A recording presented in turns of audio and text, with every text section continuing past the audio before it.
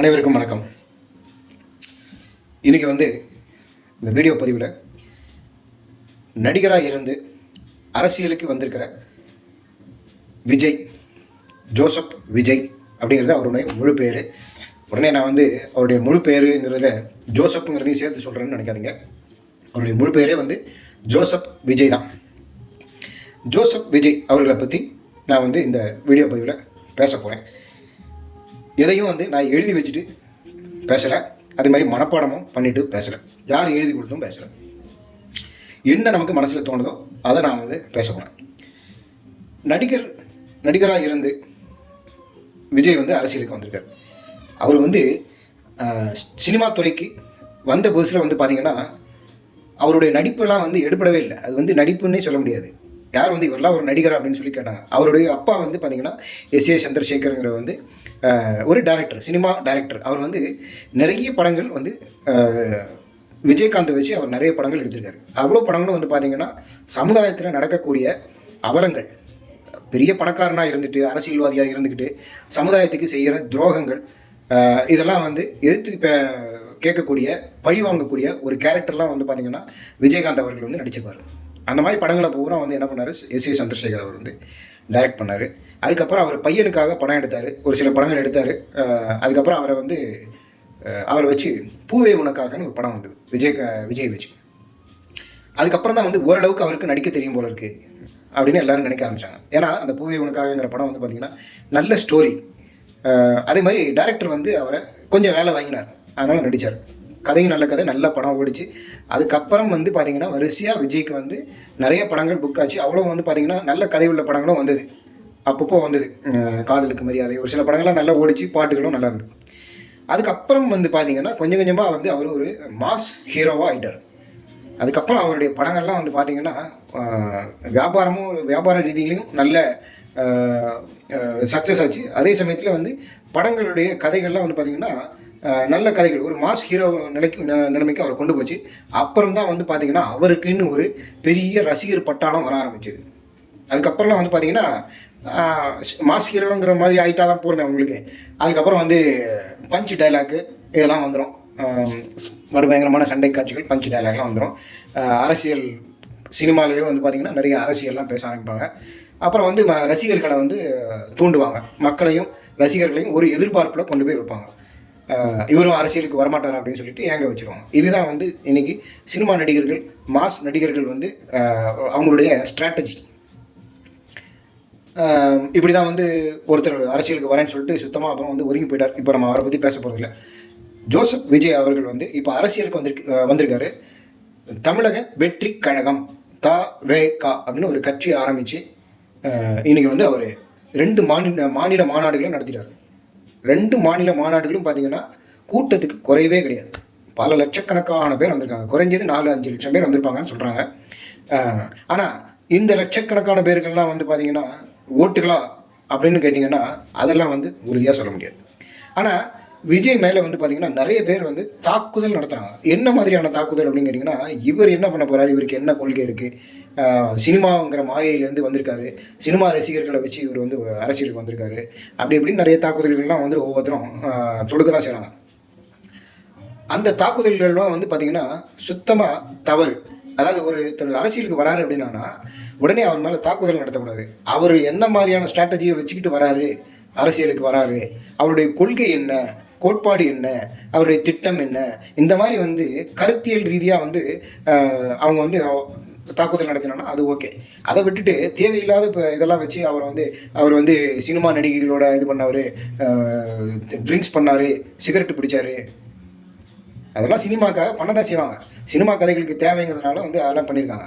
அதுக்காக அது இது கிடையாது. உண்மையிலேயே நிறைய இன்றைக்கி சினிமா நடிகர்கள் அப்படின்னாலே பார்த்திங்கன்னா 90% மேலே, 99% வச்சுக்கலாம். 99% பேர் பார்த்திங்கன்னா குடிக்கு அடிமையானவங்க தான், ட்ரிங்க்ஸுக்கு அடிமையானவங்க தான்.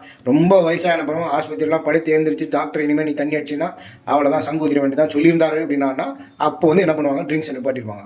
அது வரைக்கும் பார்த்திங்கன்னா குடியால் அழிஞ்சவங்களும் நிறைய பேர், நிறைய பணம், கோடிக்கணக்கான பணம் கொட்ட ஆரம்பிச்சோன்னே அந்த பணத்தை வச்சுக்கினா என்னன்னு தெரியாது, பல கெட்ட பழக்கங்களுக்கு அடிமையாகும். அதே மாதிரி பார்த்திங்கன்னா சினிமா நடிகைகளோட சுற்றுறது அந்த இதெல்லாம் வந்து இருக்க தான் செய்யும்.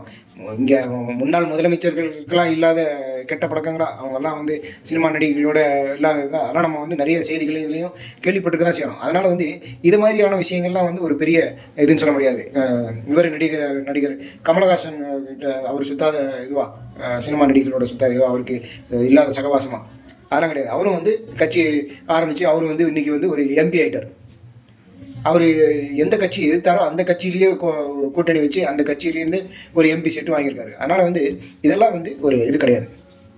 விஜய் வந்து அரசியலுக்கு வரக்கூடாது, வந்தது தப்பு அப்படின்னு சொல்கிறதெல்லாம் தப்பு. முதல்ல யார் வேணால் அரசியலுக்கு வரலாம். சினிமா நடிகர்கள்ங்கிறதுனால அவங்க அரசியலுக்கு வரக்கூடாதுன்னு ஏதாவது சட்டம் இருக்கா அப்படின்னு கேட்டிங்கன்னா அப்படிலாம் எதுவுமே கிடையாது.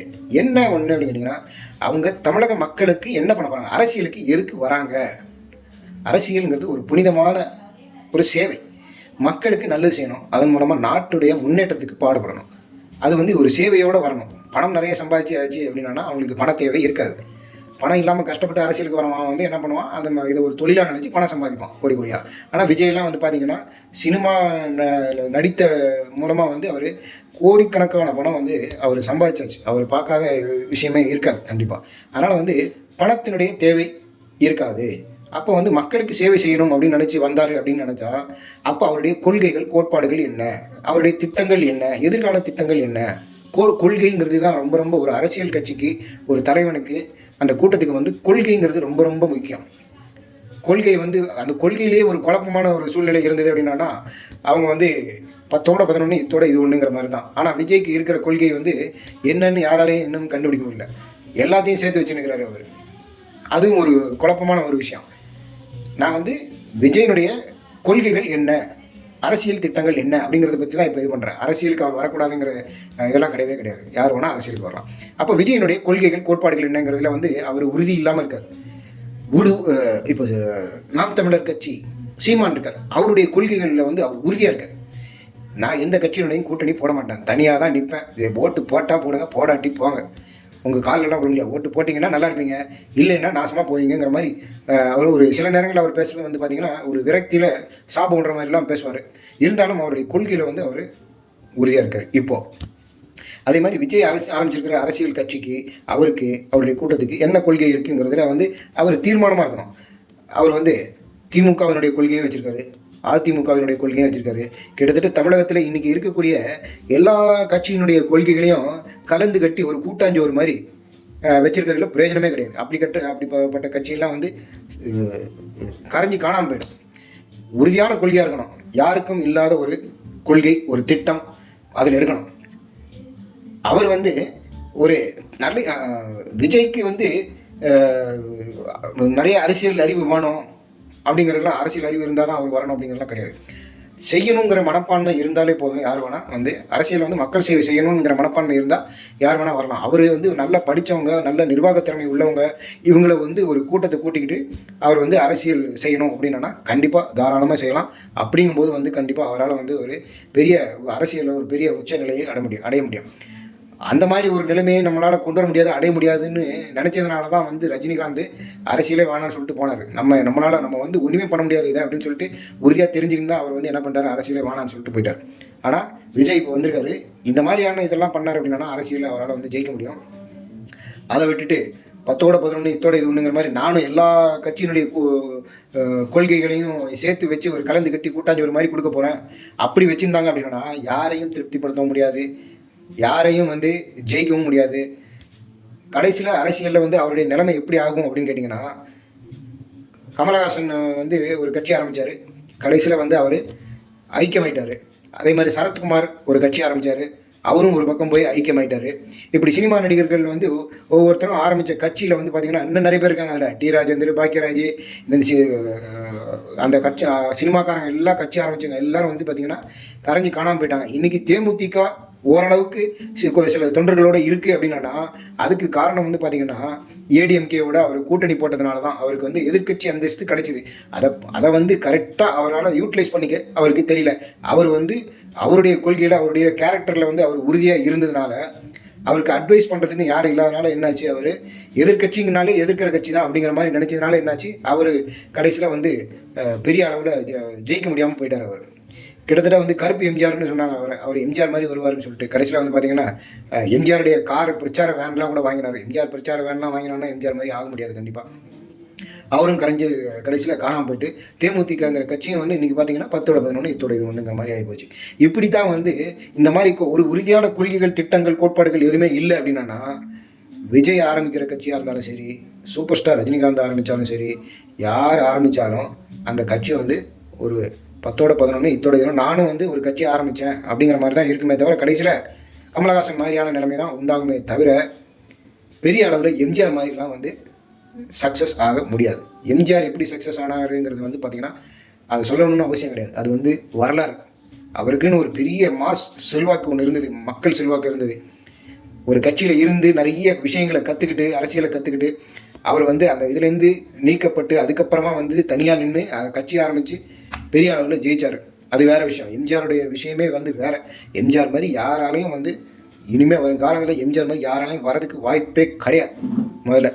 அதனால் விஜய் வந்து அரசியலுக்கு வந்திருக்காருன்னா முதல்ல அவர் என்ன செய்ய வேண்டியதுன்னா, ஒரு தனிப்பட்ட கொள்கை, இதில் நான் உறுதியாக இருக்கேன், இதுதான் நான் செய்ய போகிறேன், இது வந்து ரொம்ப முக்கியம், நாட்டுக்கு இது தேவை, இதை நான் எந்த காரணத்துக்கு கொண்டு விட மாட்டேன் அப்படிங்கிற மாதிரி ஒரு பிடிப்பு, ஒரு கொள்கை பிடிப்பில் இருந்தார் அப்படின்னா அவர் வந்து ஜெயிக்கிறதுக்கு வாய்ப்புகள் இருக்குது. அதை விட்டுட்டு ஏடிஎம்கே, டிஎம்கே, பிஎம்கே, டிஎம்டிகே, அப்புறம் வந்து எம்டிஎம்கேன்னு எல்லா கட்சியோடைய கூட்டணி, எல்லா கட்சியோட கொள்கைகளையும் சேர்ந்து போட்டு இது பண்ணி வச்சுருந்தாருன்னா ஒரு பெரிய குழப்பவாதியாக தான் அவர் வந்து ஆவார். கடைசியில் வந்து என்னென்னா, கட்சியில் அரசியலையும் ஜெயிக்க முடியாமல் சினிமாலையும் மாஸ் குறைஞ்சி போயிடும்.